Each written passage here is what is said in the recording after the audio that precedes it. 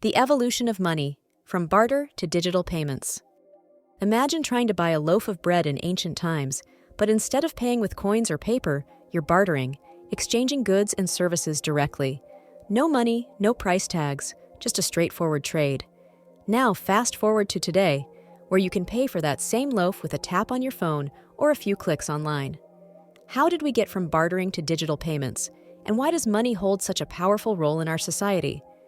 In this video, we'll explore the fascinating journey of money, from the earliest trade systems to the cashless society we live in today.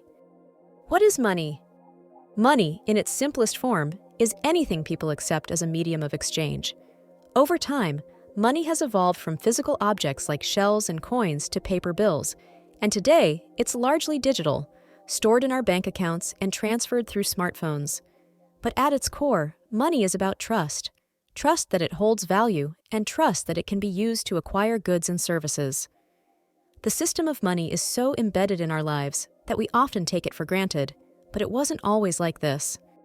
The age of barter, trading goods and services. Let's start at the beginning. Barter. Thousands of years ago, people didn't use money at all. Instead, they traded goods and services directly. If you were a farmer, you might trade some wheat with a blacksmith for a new plow. It worked, but it had its limitations. For one, bartering required both parties to want what the other had, something economists call the double coincidence of wants. Imagine being a farmer who has excess crops but needs a new plow, while the blacksmith only has cattle. It was inefficient, cumbersome, and limited the complexity of transactions. To solve this problem, people started using commodity money, items that held intrinsic value, like cattle, grain, or salt. These items were easier to use and had a universal value attached to them. But as societies grew and became more complex, this system began to fall short. The rise of commodity money, from cattle to coins. To standardize exchanges, people began using precious metals like gold and silver. Around 600 BCE, the first known coins were minted in Lydia, modern-day Turkey. These coins were not just metal, but were stamped with specific marks to ensure authenticity. This innovation was revolutionary because it allowed for larger and more complex transactions without the need to transport bulky goods. Suddenly, the value of goods and services could be measured in a universally recognized currency.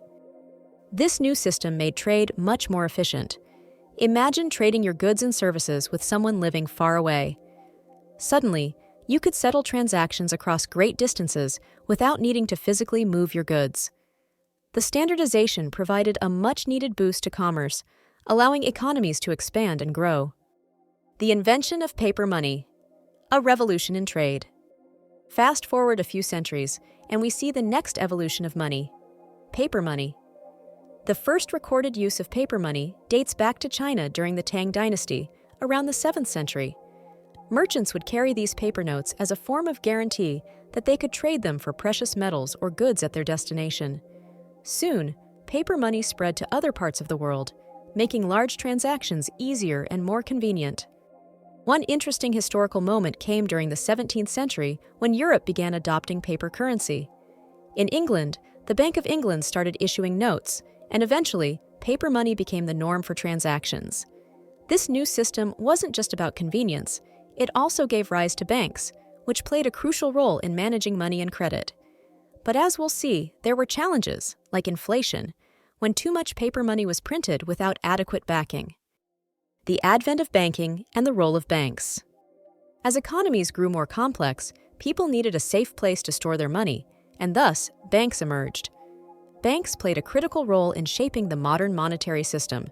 They didn't just hold money, they lent it out, allowing businesses to expand and individuals to purchase homes. Banks became the backbone of a new financial system, and in doing so, they revolutionized the way money worked. In the 17th century, the establishment of central banks began to give governments more control over the economy, helping to stabilize currencies and promote economic growth. But banks also had to balance risk. If banks mismanaged loans or money, it could lead to economic downturns. The most famous example is the 2008 financial crisis, where banks took on too much risk, leading to a global recession. The digital revolution. moving from paper to plastic. As technology advanced, the next big step came in the form of digital banking. Credit cards and debit cards emerged in the mid-20th century, allowing people to make payments without needing to carry cash. In the 1980s, ATMs became a common sight, giving people 24/7 access to their cash. Then came the real revolution, the internet. In the late 1990s and early 2000s, online banking and e-commerce started to take off. Suddenly, people could shop, pay bills, and transfer money with just a few clicks. Companies like PayPal made online transactions easy, and services like Venmo and Apple Pay are now common ways to transfer money. This marked the shift from physical money to digital money stored in your bank account or mobile wallet. The rise of cryptocurrencies, a new kind of money. Today, we see a new type of money emerging: cryptocurrencies. Cryptocurrencies like Bitcoin and Ethereum have made headlines for their potential to disrupt the traditional banking system. These digital currencies are decentralized, meaning they're not controlled by any government or bank. Instead, they rely on a technology called blockchain to ensure security and transparency. While still in its early stages, cryptocurrency represents a major shift in how we think about and use money.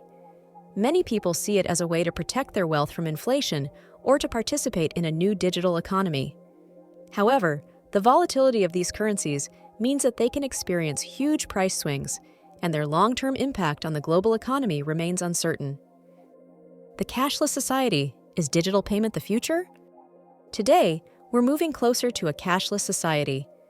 Many people now use their smartphones to make payments, whether it's for a cup of coffee, groceries, or online purchases. Digital wallets like Apple Pay, Google Pay, and Samsung Pay are becoming standard, and cryptocurrencies like Bitcoin are even challenging the very definition of money. But what does a cashless society mean for the future? There are plenty of benefits: faster transactions, convenience, and the ability to track spending more easily. However, there are also concerns, like the potential for fraud, cybersecurity threats, and the challenges faced by those without access to technology. The transition to a cashless society is happening rapidly, and it raises questions about privacy, security, and economic inequality. The global impact money and society around the world. Money's evolution hasn't just shaped economics. It's influenced societies, cultures, and even political systems.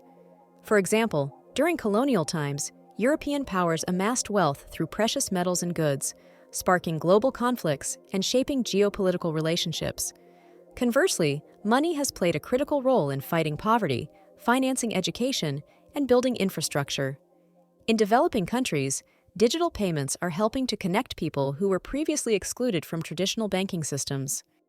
Take Kenya's M-Pesa system, which has transformed financial services by allowing millions of people to access basic banking services via their mobile phones. This system has reduced poverty and enabled entrepreneurship in ways that weren't possible just a few decades ago. The future of money. What's next? So, what's next for money? As technology continues to evolve, we might see even more innovations in how we pay for goods and services. Biometric payments, where you can pay with your fingerprint or facial recognition, and central bank digital currencies, CBDCs, issued by governments, are just some of the possibilities. One thing is for sure, the way we use money is constantly changing, and we're living through one of the most exciting transitions in the history of commerce. From bartering to coins, paper money, and now digital payments, money has evolved to meet the needs of societies and economies throughout history. Each step in this journey has made trade easier, faster, and more efficient.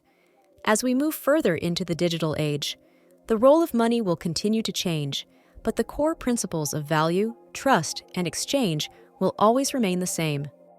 Thank you for watching. Don't forget to like, share, and subscribe to The Social Lens for more insights into the systems that shape our world. Until next time, keep questioning, keep exploring,